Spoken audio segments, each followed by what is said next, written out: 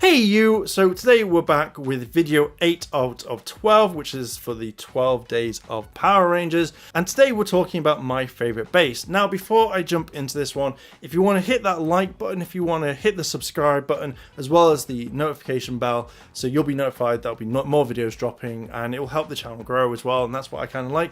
But without further ado, let's talk about my favourite base. Now, I had trouble with this one, because when I was reviewing for one of the other videos later, I saw how cool the Jungle Fury base was, and I kind of really liked that one because it looks awesome.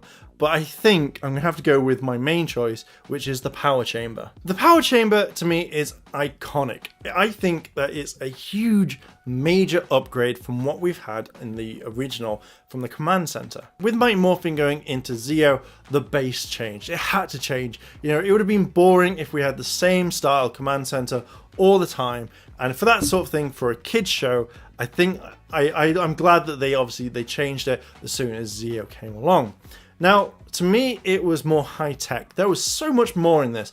You know, as soon as you walked in, you saw the Ranger, suit. Now, I don't know, and I don't know if anyone can tell me about this, but I don't know if they were cardboard cutouts or if they were the actual suits just flattened or whatnot. But either way, seeing the suits on display looked really, really cool.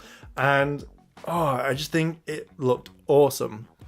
Obviously, I didn't like the fact that it moved into turbo and they just kind of just put it looked like smoke, but obviously they just basically just tinted the windows, and I generally would have thought that they could have had the Mighty Morphing suits in there. Just keeping it in there, that would have been really cool. I would have liked that. I think that would have been a nice kind of homage to the original, that the suits were always there, but they disappear. I don't know why they disappear.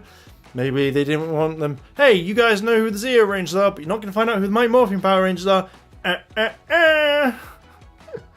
Oh, why do I sound like the Penguin then? Now, when I was a kid, when the Command Center blew up, I wanted to know what would happen to Alpha and Zordon. Where would they live? Were they still in the same place? Were they going to choose somewhere else? What was going on? They're made homeless. What the hell, Power Rangers? What the hell?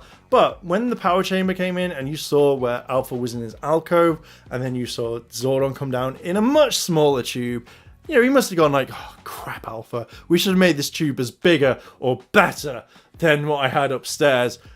Damn it, we have this small tube. Damn it, guys, seriously. But yeah, it was something different. Like, it was more high tech. You had the suits on display, as I said. But, you know, even when looking in the background, you saw like they had the map of the world, which, to be honest, apart from in the Turbo film, they didn't really go anywhere. Apart from the first in season 3, when they went to Australia for the day, for a week or whatever. But again, like in Zeo, I don't think that you saw many other places. So having a map of the world just was pointless, and I hate to say it, it'd probably be much better for Operation Overdrive, because they went to different parts of the world.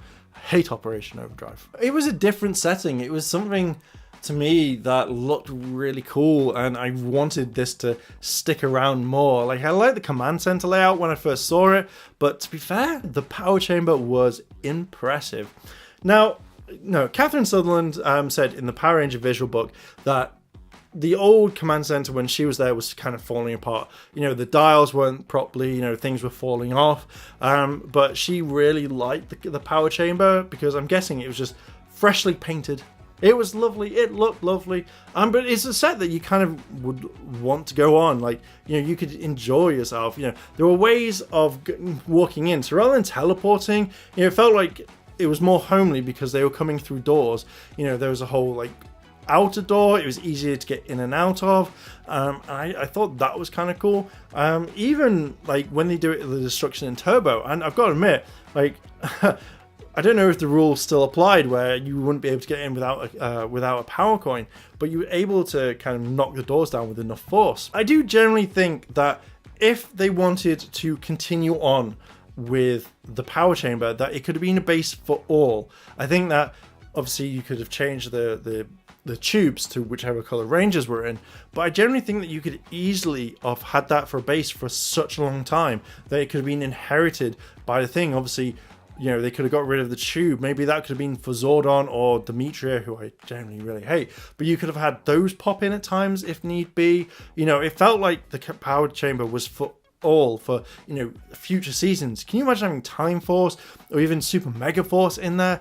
I think that, you know, it would have fitted in perfectly, and I don't think, you know, you could possibly change it a little bit. Now, obviously, the alarm system as well. So in the command center, the alarm would go off, but it felt like, oh, it wasn't kind of piercing. But in the power chamber, it was like, oh dear God, oh.